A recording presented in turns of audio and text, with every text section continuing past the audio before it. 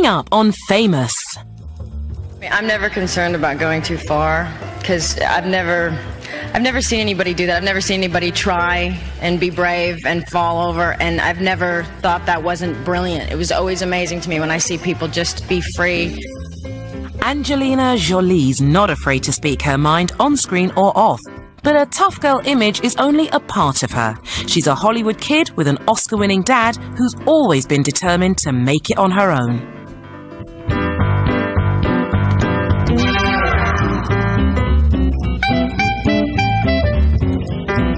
He's a very generous actor to work with. He gives you a lot. She changes all the time. She's a really great young actress and beautiful and fun to work with. Finding Angelina Jolie was really a huge breakthrough for us because it really made the whole movie work. Producer Douglas Wick hired Angelina for her Oscar-winning role in Girl Interrupted. And according to film historian Pete Hammond, that's just the sort of character who appeals to her fans. Well, I think Angelina Jolie really relates to particularly young women of today. You know, she has tattoos, she's cool, she's dangerous.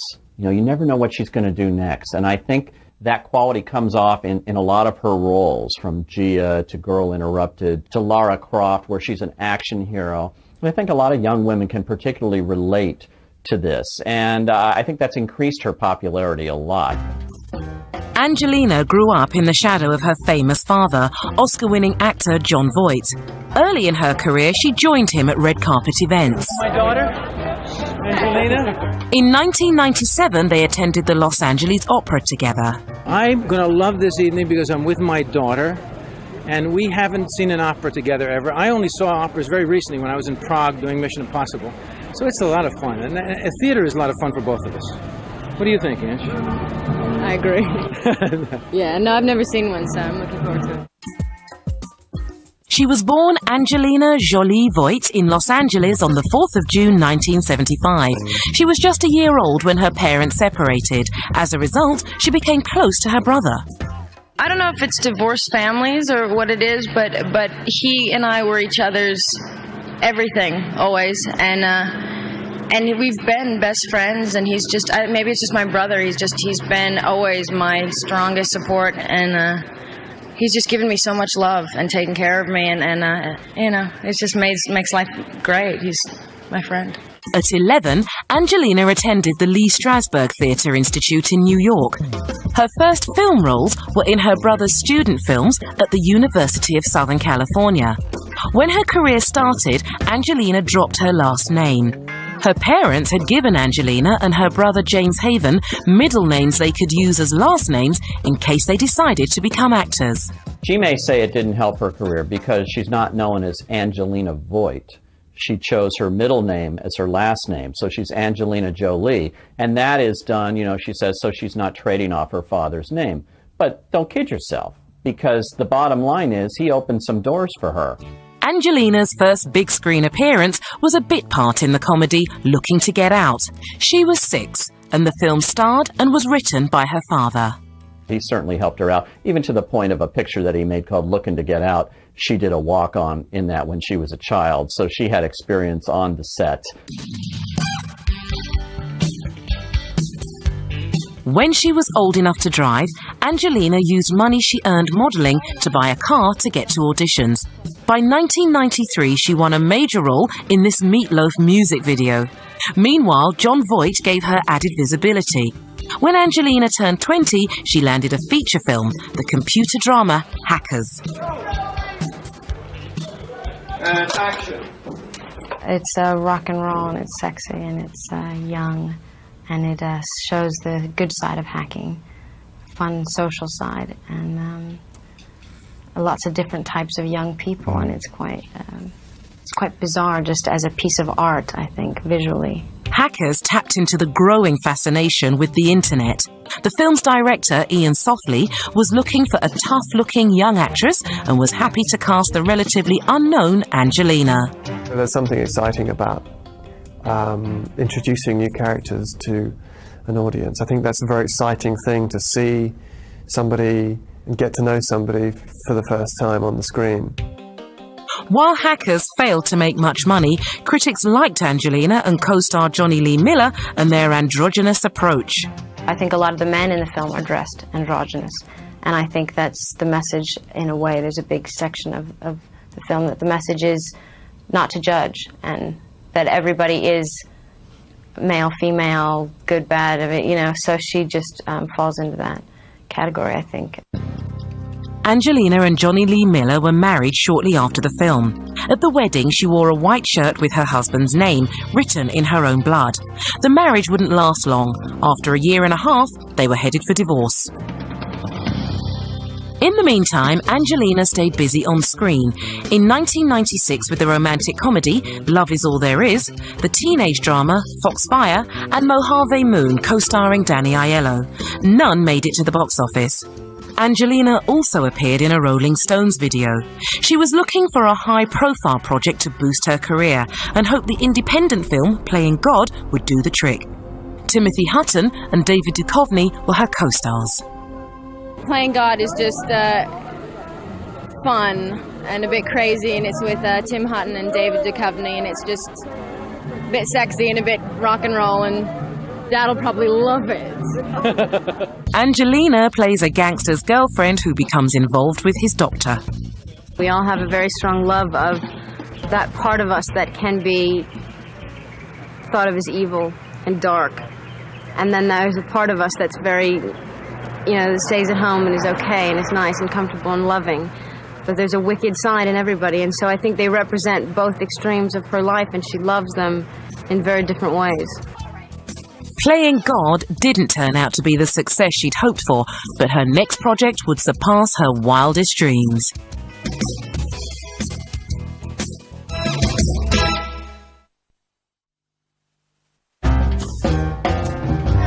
Angelina Jolie had only given hints of her potential when she took on the HBO made-for-cable movie Gia.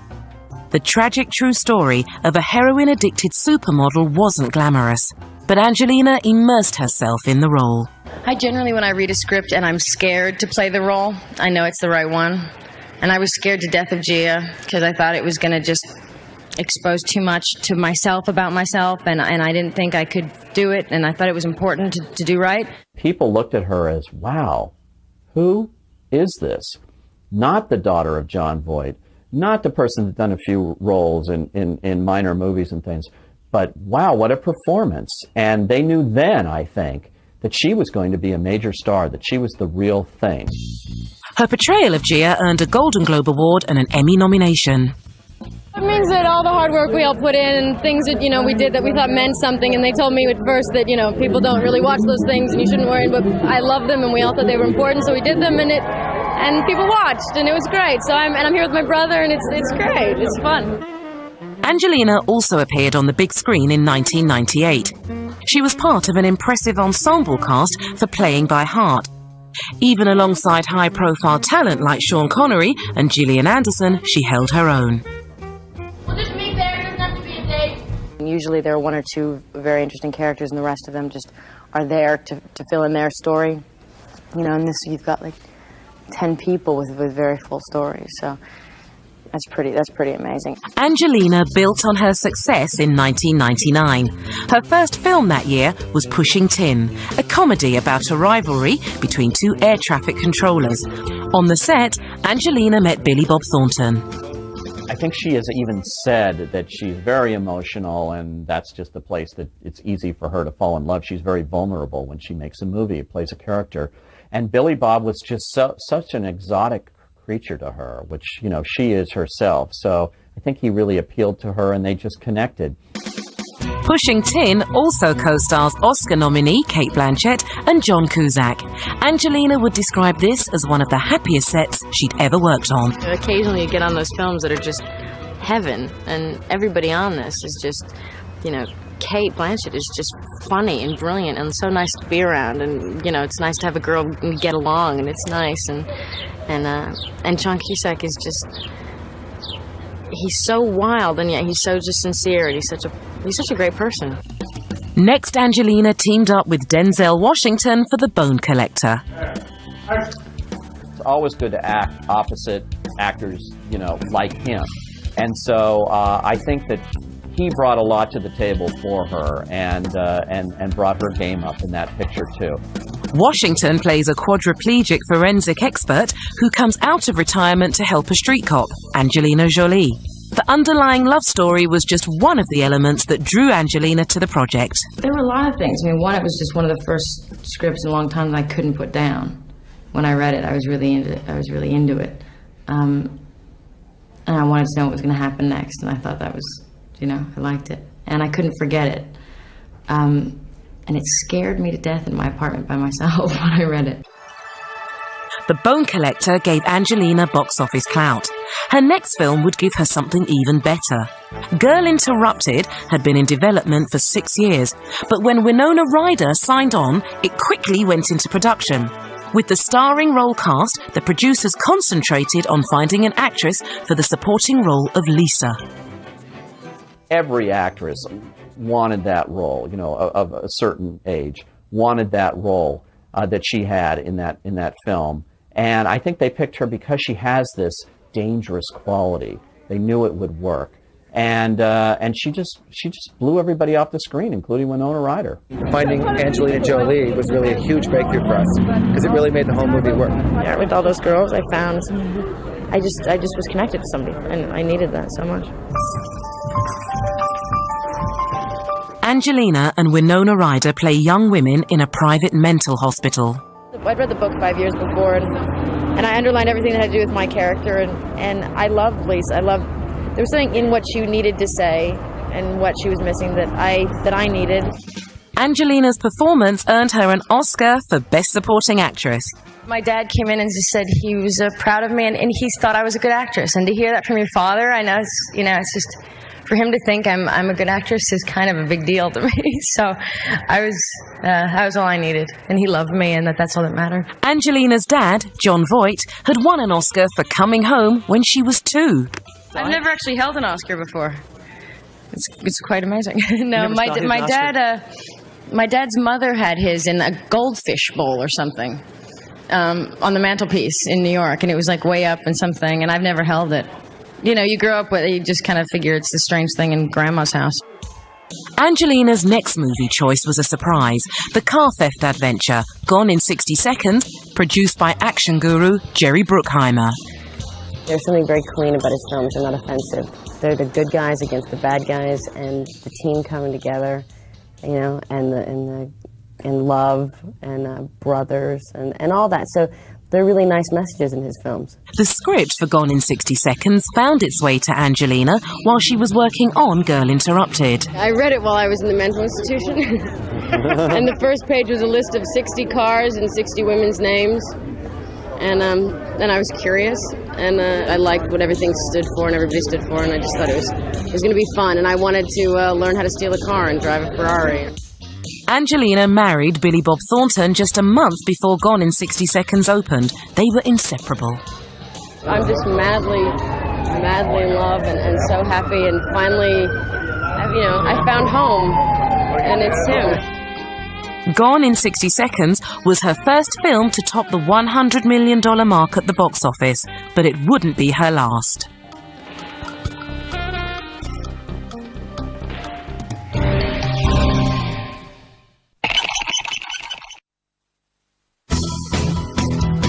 I make a point of putting all awards, giving all of them away, so I don't have them in my house. So I never see them, and I never think that's what it's about. So my brother has some, my mom has them, I never see them, I never think about them. Awards may not be a high priority for Angelina Jolie, but by the year 2000 she had something better, box office clout. She'd have even more after signing on to play Lara Croft. They convinced me that it was not going to be silly and campy. That really wasn't the point, but the point is she's a warrior, and she's very much a woman, but that it was going to be really hard, and it was going to be a challenge. So they kind of challenged me, and I don't back down from that easy. If I fall, aren't we both going over? The challenges of Lara Croft Tomb Raider came in many forms. To measure up to the video game, Angelina had to increase her ample 36C to a 40 double D. She also had to be in top shape for the stunt work. They did put me on such a disciplined schedule, and we did have so many great teachers when it came from kickboxing and boxing to canoeing up and down the Thames River to practice for Cambodia, to all the weapons training and obstacle courses and climbing ropes and things we had to do. And that puts you in a certain mindset that gives you very much her personality, because you get desperate and focused, and then you also get proud and strong and competitive. Lara Croft, Tomb Raider, though, really showed that she could carry a film, and a big, expensive action film, and do something that most actresses in her age range haven't been able to do. And it turned into over $100 million domestically and worldwide. So she proved her mettle as a box office star, and that's what Hollywood's about. It's about the numbers, and she proved that she could do that. On its release, Tomb Raider became the highest-grossing action movie with a woman in the lead role. The production used locations around the world, including Cambodia, where Angelina was disturbed by the disparity between the rich and the poor. She became a goodwill ambassador for the United Nations. I think she's got other things she's interested in right now, too, that may really dictate where she decides to go with her film career. And I'm talking about her humanitarian causes. The fact that she's out there traveling the world and really becoming a humanitarian goodwill ambassador, much like Audrey Hepburn did later in her career. Although the UN keep her busy, she still found time to work with an old friend, her GIA director, Michael Christopher, on Original Sin, co-starring Antonio Banderas. I think I've lived through maybe 10 or so years ago things that she's living through now, and so we seem to be interested in the same problems and the same issues, same themes to want to deal with, and we discovered that on GIA, and so we wanted to do something together again. And as soon as I finished this script and saw how complicated and dangerous this character was, I sent it to her right away. And action, a room, and a beautiful enchanting bride. Angelina plays a seductive con artist and shares a steamy love scene with Antonio.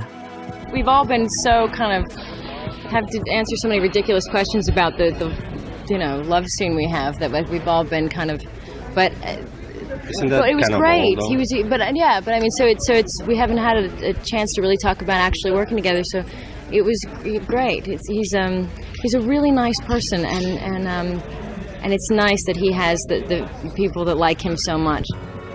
Despite the two top stars, audiences were not seduced by Original Sin, and her next film, Life or Something Like It, cast her completely against type. Is it finally Denver's year? Or are the Hawks going to open up a big old can of butt whooping? I'm playing a very silly girl. I've got long nails and big hair. I don't think people could accept her in that role. And also they weren't sure. They'd not seen her in a light romantic comedy, and, she has a much tougher image. So, no fault of her own. She was fine in the film, but I think the audience had a hard time accepting her. And it may have been a bad decision to color her hair that way, because I think it might have been too early. They just couldn't buy it. Angelina plays a TV reporter who's reassessing her life after someone predicts she's about to die. At the time, she was rethinking her own priorities after adopting a baby boy, Maddox. I said, don't send me anything, because I just want to be with my family, and I don't want to be so focused on career and work, and I want to focus on what's important. And unless a great project comes along right now, I don't want to. And then a few weeks later, I got a call, and they said, there's a script out there that's exactly about all the reasons you don't want to work and focus on family, and it addresses all the things you're feeling right now, which is that this idea of being famous or successful, or all these things you give up, and you keep working and working, and you forget just to enjoy real life. Angelina admits there is an upside to her particular line of work. The sequel, Lara Croft, Tomb Raider, The Cradle of Life, was more than just a contractual obligation. Do you ever do anything the easy way? And risk disappointing you. I do love the adventure of it, and I love her. I wish, it's great to be able to be her for a few months. If 9 months out of a year I get to take an adventure, and I really do take the adventure and travel. And we were on where else do you get to go on the top of a live volcano? But during the making of Cradle of Life, her personal life was turned upside down. She suffered a very public divorce from Billy Bob Thornton after 2 years of marriage, and a bitter estrangement from her father, John Voight. This may have played into her decision to star in Beyond Borders, the story of a woman who risks everything to join the man she loves on his humanitarian adventures. This child, his mother's in the truck, she's wounded. I just read it to the end and found myself crying on the, by myself in a hotel room and thinking just how beautiful the story of her relationship with her children, and was just shocked by what was in the script and couldn't really understand how that was how that had happened. Parts of Beyond Borders were filmed on location in Kenya. Taking lives kept Angelina closer to home. She plays an FBI profiler helping the Canadian police track down a serial killer. The pattern of marks on Marin's neck show that the killer is left-handed. He's sketching with his right hand. He lit a cigarette with his right hand. I kind of read about profilers and people that do that, and there's something very sensual about them, and there's something very interesting to play as a woman, somebody who watches your hands and your feet and why you do different things. And she's very, she's an observer and kind of, there's something odd about her that I like.